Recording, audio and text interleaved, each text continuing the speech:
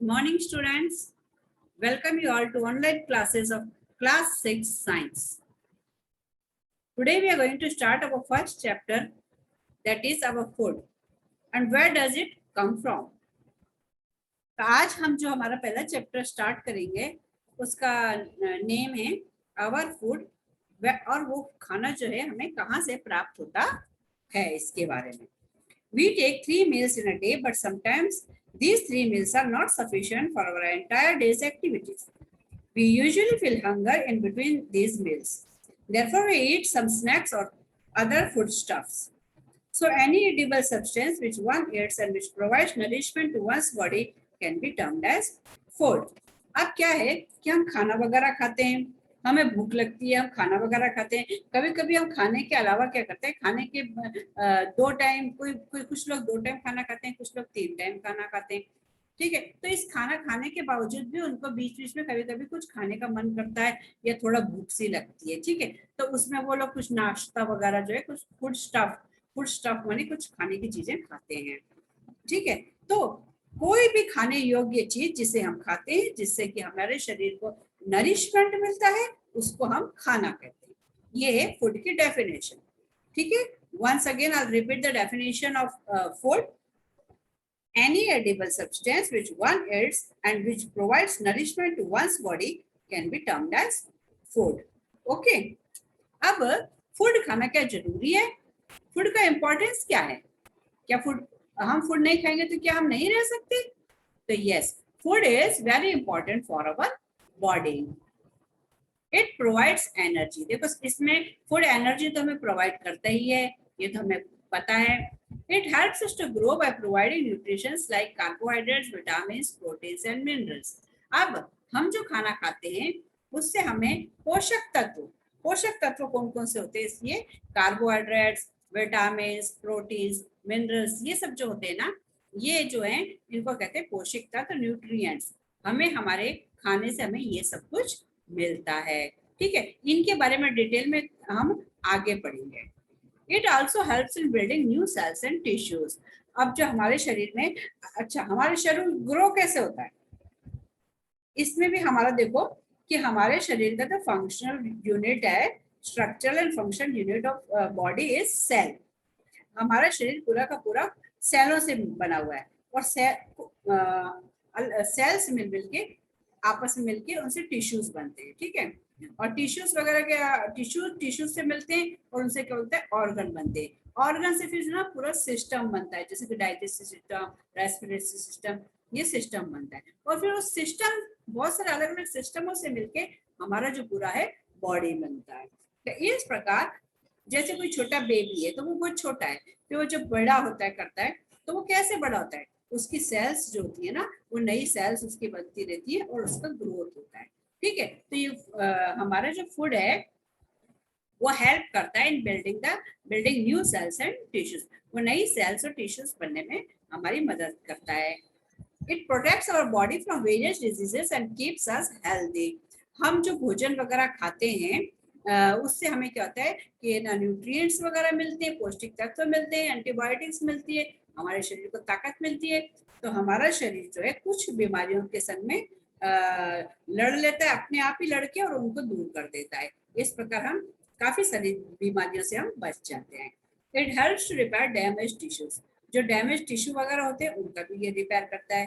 ठीक है, तो इस प्रकार जो है फूड का इंपॉर्टेंस जो है वह बहुत ज्यादा है.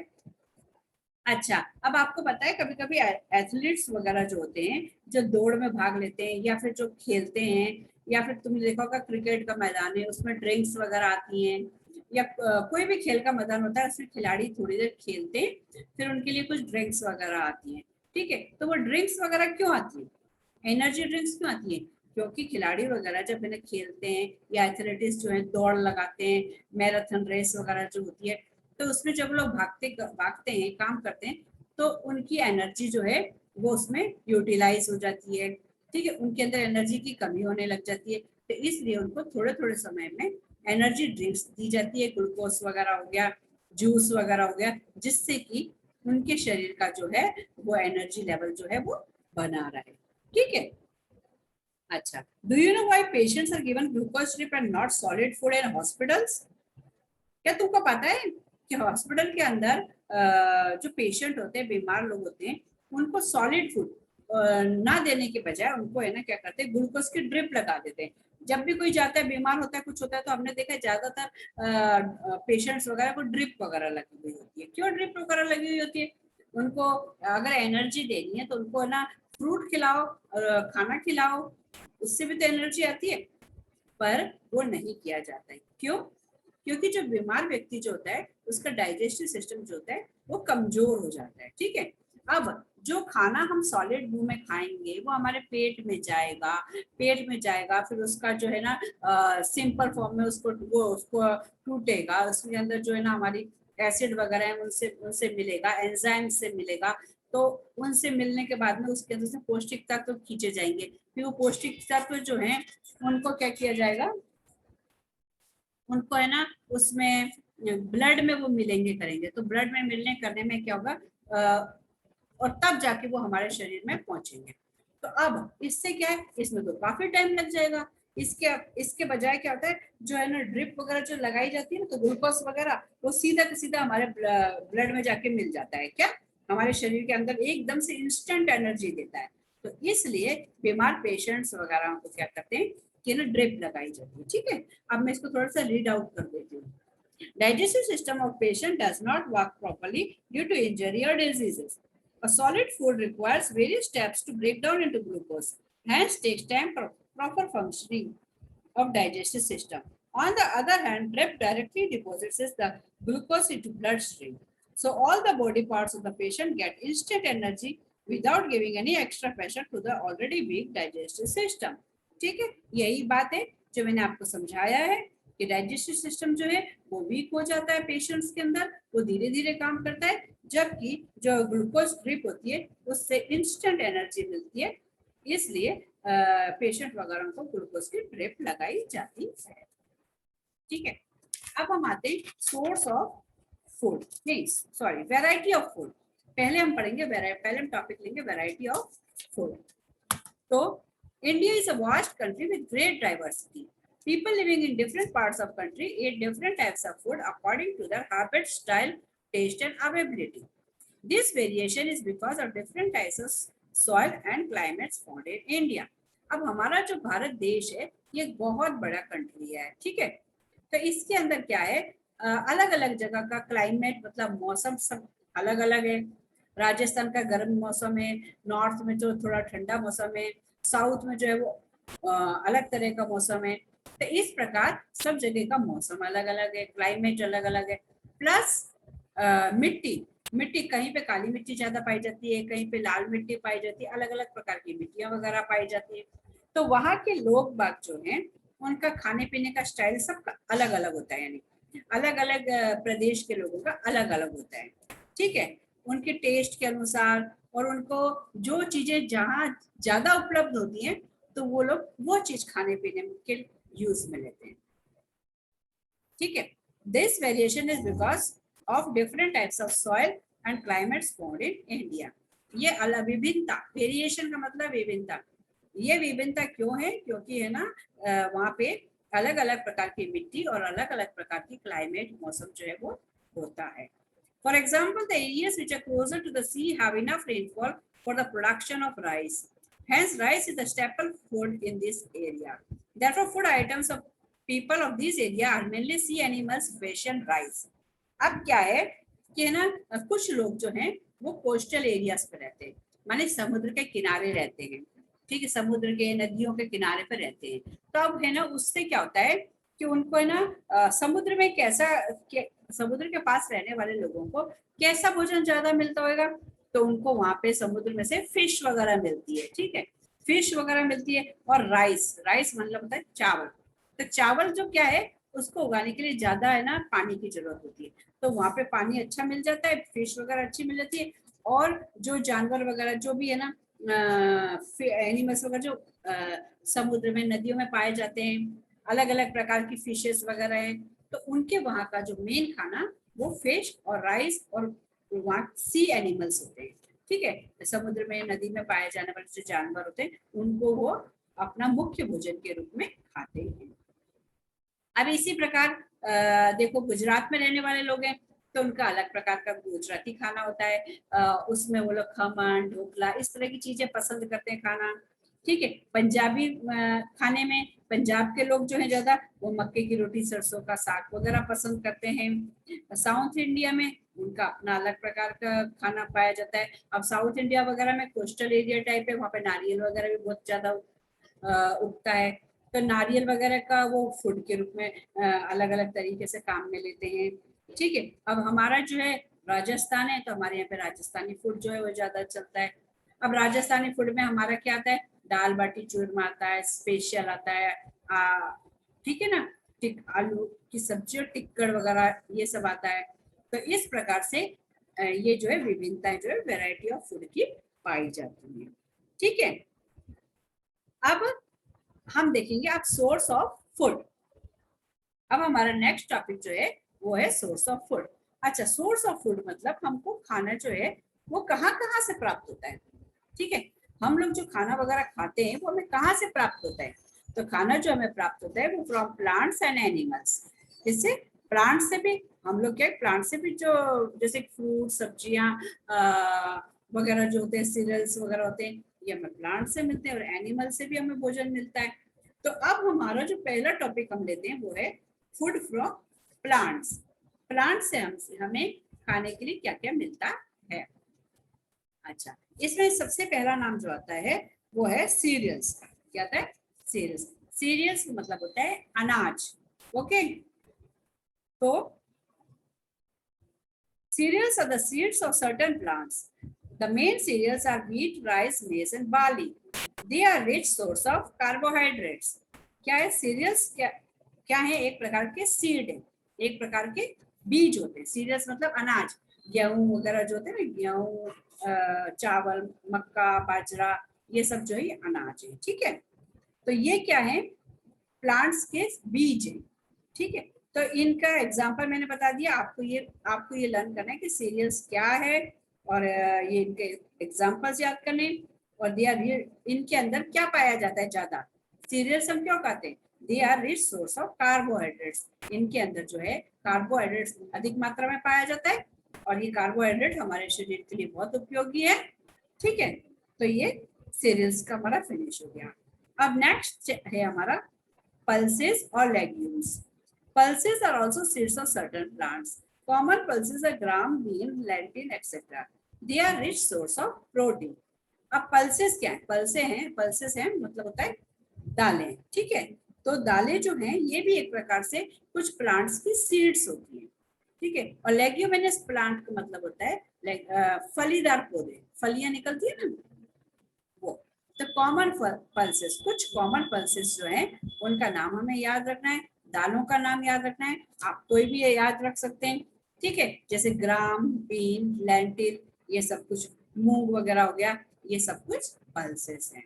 ठीक है। अब इसमें पल्सेस के बारे में एक दो नोट है हमारी जो हमें याद करने चाहिए, ध्यान में रखना चाहिए। Pulses are rich source of protein. Pulses जो है, पल्सेस से हमें प्रोटीन मिलता है। ठीक है। जो कि हमारे शरीर की ग्रोथ के लिए बहुत आवश्यक होता है, हमारे ना टीथ वगैरह के लिए भी ये बहुत अच्छा होता है। ठीक है। तो pulses are rich source of protein. अच्छा, और India is the largest producer of pulses. सबसे ज्यादा जो है ना पल्सेस जो होती है वो इंडिया में प्रोड्यूस होती हैं। पैदावार जो है पल्सेस की, दालों की सबसे ज्यादा इंडिया में होती है। और एक बात, सबसे ज्यादा कंज्यूम भी इंडिया में ही किया जाता है। मतलब दालों का सबसे ज्यादा उपयोग जो है वह भी इंडिया में ही किया जाता है। ठीक है। अब हम आते हैं हमारे नेक्स्ट टॉपिक पे, स्पाइसेस। स्पाइसेस क्या है? स्पाइसेस का मतलब होता है मसाले। Spices add flavour to the food. Spices क्या होते हैं? खाने के अंदर स्वाद को बढ़ाते हैं। ठीक है। तो different types of parts of plants are used as spices. Plants के अलग अलग भागों को मसालों के रूप में काम में लिया जाता है। ठीक है। जैसे cumin, coriander, fenugreek, thyme, fennel, etc. are seeds of the plants. Cumin जीरा, धनिया, सौंफ वगैरह जो ये है ना, ये क्या है, सीड्स ऑफ अ प्लांट है, प्लांट के बीज होते हैं, ठीक है। Turmeric, ginger are the stems of the plant. Turmeric मतलब कि हल्दी, और जिंजर माने अदरक, ये क्या है, एक स्टेम होते हैं, स्टेम ऑफ द प्लांट्स है। Cloves are birds of the plants. Bird मतलब कली, क्लोव आपने देखा ना, लौंग वगैरह देखा होगा, तो उसके ऊपर ना बर्ड्स होता है, वो बर्ड होती है एक प्रकार की। Synonym is the bark of the tree, while Asafoetida is the latex of the tree. Asafoetida मतलब होता है हींग, ओके।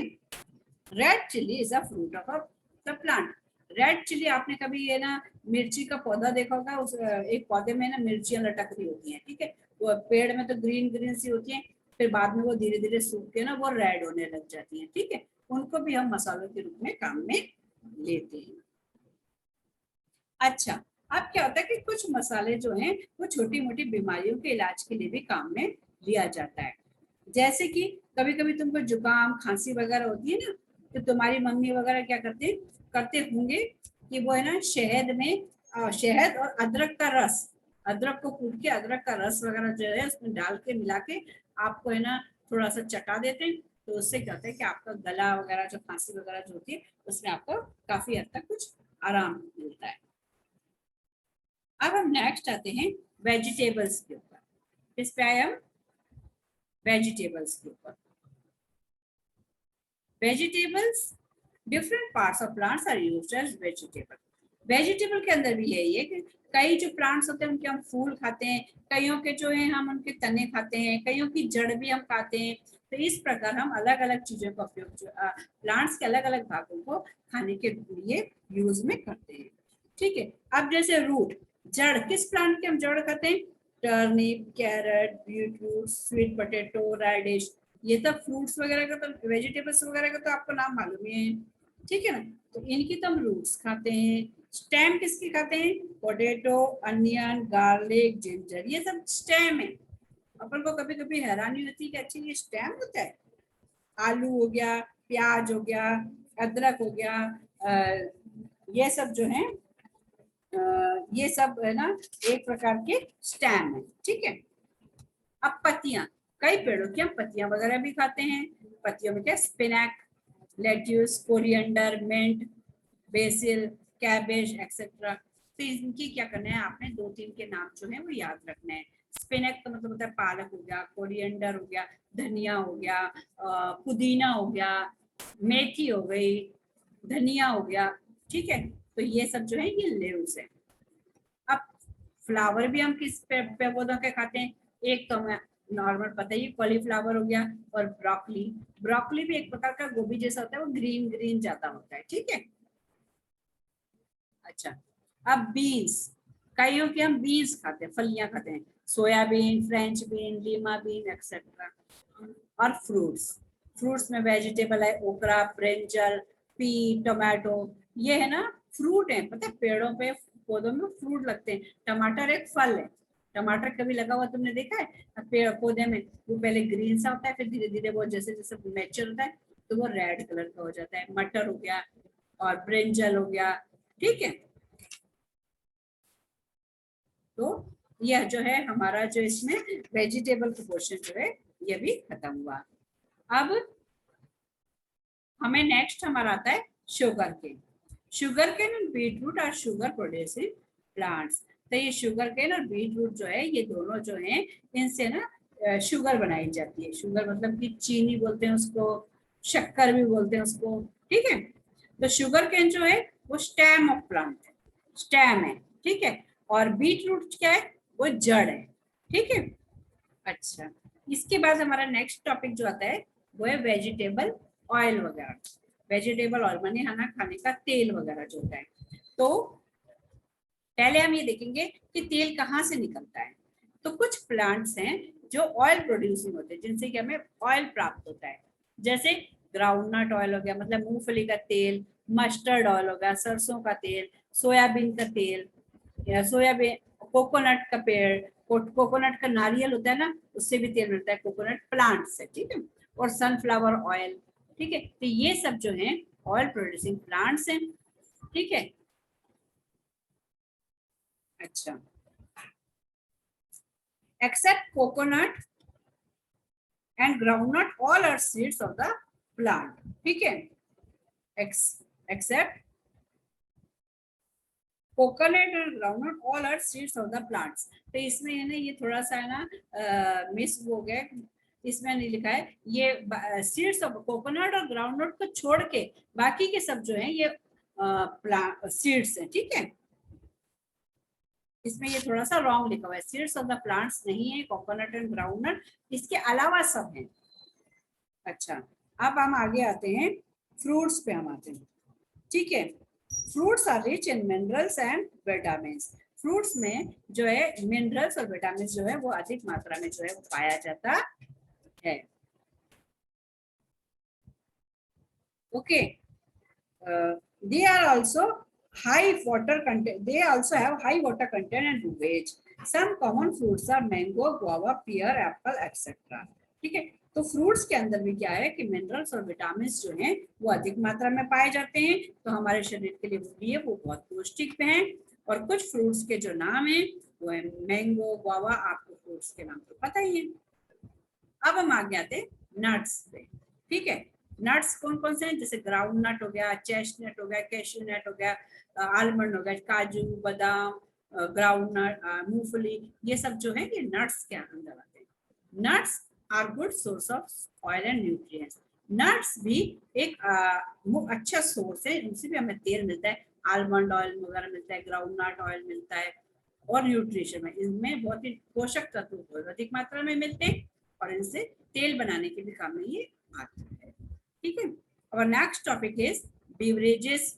बेवरेजेस में आता है हमारा कॉफी एंड टी, ठीक है। Coffee and tea are commonly used as beverages. Coffee is the seed, coffee जो है वो सीड है एक प्रकार का, while tea is the leaves of the plants. जबकि है ना टी क्या है, वो पेड़ की पत्तियां हैं, चाय की पत्ती बोलते हैं ना, इस प्रकार से। तो ये हो गया हमारा बेवरेजेस से, मानी फूड ऑब्टेन फ्रॉम प्लांट्स हमारे लिए, ठीक है। अब हम आते हैं हमारे नेक्स्ट टॉपिक पे, फूड फ्रॉम एनिमल्स। अब हम किस पे आ गए, food from animals. A variety of food items are obtained from animals. Some of them are, तो अब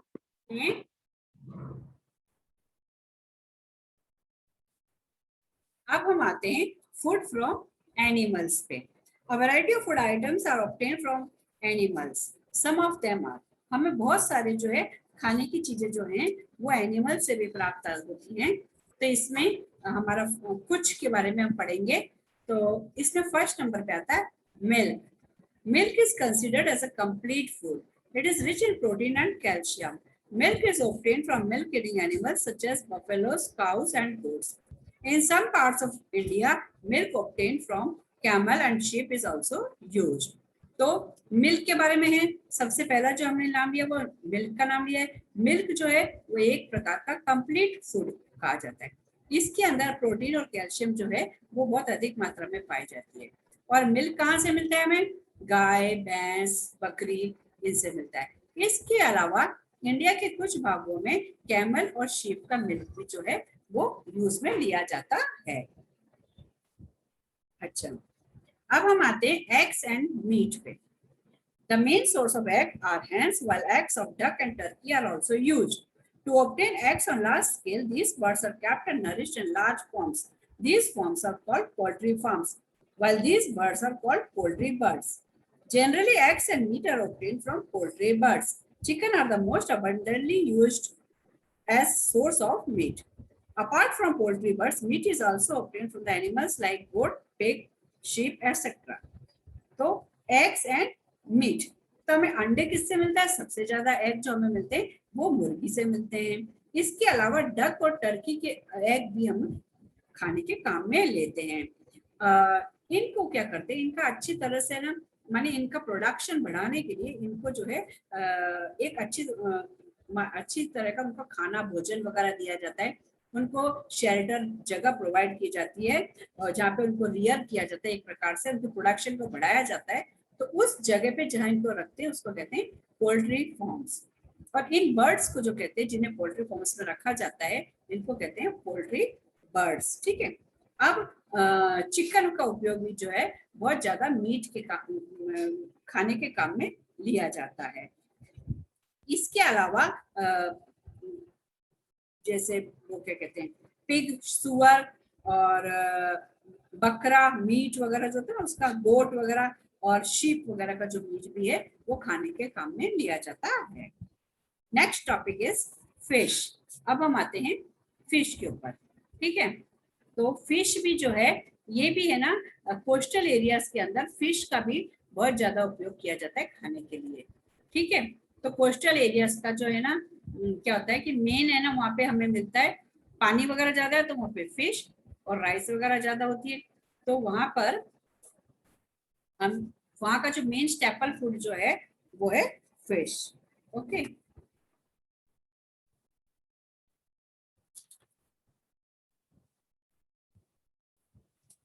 some fish are used as a major source of food in many areas. So to meet the demand for fish, they are reared and managed under controlled conditions.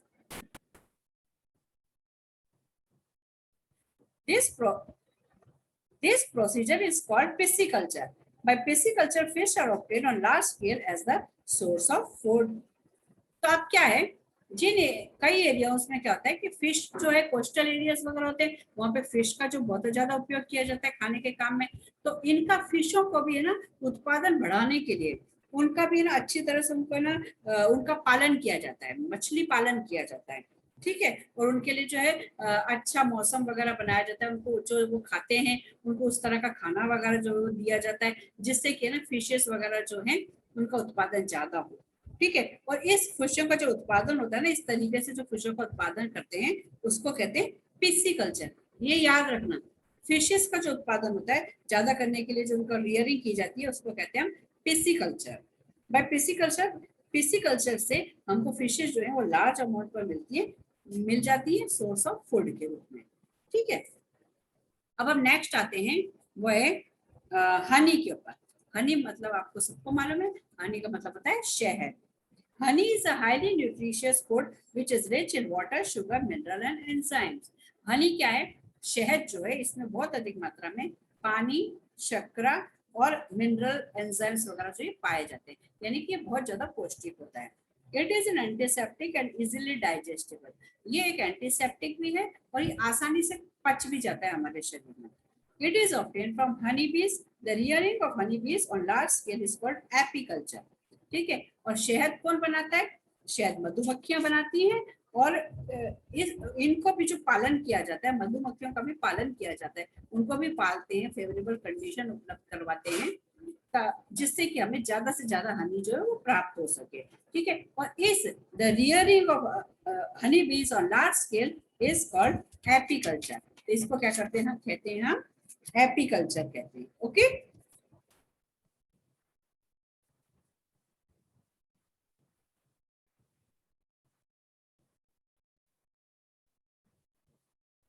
अच्छा,